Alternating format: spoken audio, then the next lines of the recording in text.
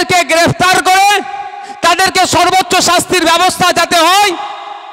এদের কেউ যদি অ্যাড্রেস নাম ঠিকানা জানতে পারেন আপনারা কে ছিল ওই রাত্রে যে ধরা পড়তে, তাহলে দেখবেন ও কাছের লোক ওই দিন রাত্রিকে খুন করতে গিয়েছিল, ধরা পড়ে যেত।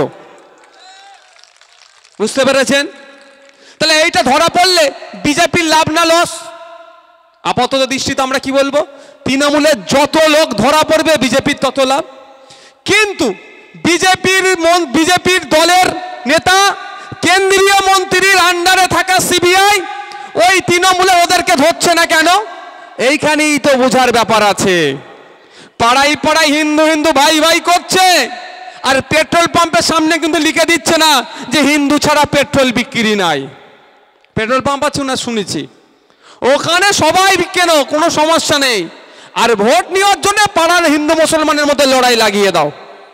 আমার এটা বলার কারণ এটাই যে সিবিআই যদি চায় তৃণমূলের নেতার ছেলেপুলেরা ওতে জড়িয়ে আছে 54-55 জনকে খুঁজে বার করে তদন্ত করে ওই বেটাগুলোকে শাস্তির ব্যবস্থা করতে, তাহলে তৃণমূলের অনেক নেতা ফাঁসবে।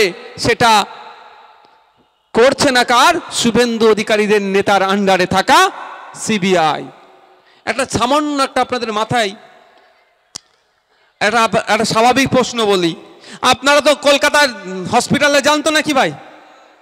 আপনাদের এলাকায় ট্রিটমেন্ট হয়? হয় ভাই, হলে বলবেন। এই ব্লক হসপিটালে হয়?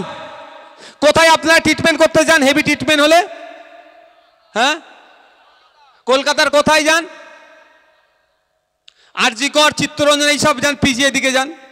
আচ্ছা, কোনো জায়গায় দেখেছেন কোনো একজন ডাক্তার ডিউটি করছে? কোনো জায়গায় দেখেছেন এই বড় হসপিটালে? ওই দিন তিলোত্তমার সাথে যে সমস্ত ডক্টর বা নার্সেরা ডিউটি করেছে, আমি বলছি না তাদেরকে অ্যারেস্ট করতে, কিন্তু তাদেরকে তো জিজ্ঞাসাবাদ করতে পারে। কি ঘটনা ঘটেছে একটু বলো। তারা কি বলেছে? বসো বসো বসো। তারা কি বলেছে? তাদের জিজ্ঞাসা করেছে? কোন জায়গা থেকে এড়িয়ে যাওয়া হচ্ছে, বাঁচিয়ে দেওয়ার চেষ্টা হচ্ছে তৃণমূলের নেতাদেরকে, আর বাঁচাচ্ছে কারা? সিবিআইয়ের মতো কিছু কেন্দ্র সরকারের আন্ডারে থাকা সংস্থা বলে আমি মনে করি। আমার ধারণা ভুল প্রমাণ করুক সিবিআই, তাহলে মেনে নেব।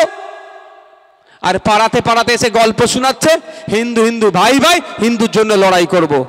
আরে হিন্দুর জন্য তুমি কতটা লড়াই করবে তার উত্তর আমরা পেয়ে গেছি।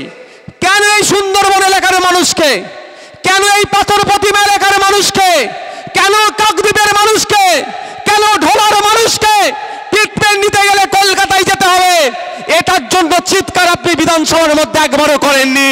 আর নওশাদ সিদ্দিকী যে হিন্দু মুসলমান ভাই ভাই করে সবসময় চিৎকার করে, বারবার এই ক্যানিং এর মানুষের জন্য, ঢোলার মানুষের জন্য, পাথর প্রতিমার মানুষের জন্য, হিন্দু মুসলিম নির্বিশেষে বারবার চিৎকার করা হচ্ছে যে সুন্দরবনের প্রত্যন্ত এলাকাতে কলকাতার পিজি হসপিটালের মতো, আরজি কর হসপিটালের মতো, চিত্তরঞ্জন হসপিটালের মতো হসপিটাল তৈরি করে দেওয়া হোক।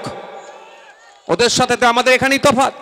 আচ্ছা বলেন, এখানে যদি কোনো মা একটা অসুস্থ হয়, সে হিন্দু হলে কি লোকাল হসপিটালে চিকিৎসা পাবে? বলেন ভাই।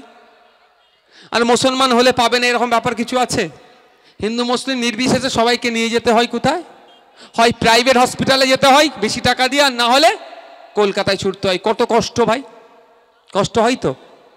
আর যদি কলকাতার মতো পিজি হসপিটাল, এখানে থেকে সুন্দরবন কতটা? এটা সুন্দরবন এলাকার মধ্যেই পড়ছে তো। আচ্ছা বলেন, এই যে সুন্দরবন এলাকাটা যদি একটা কলকাতার মতো পিজি হসপিটাল হয়ে যায়,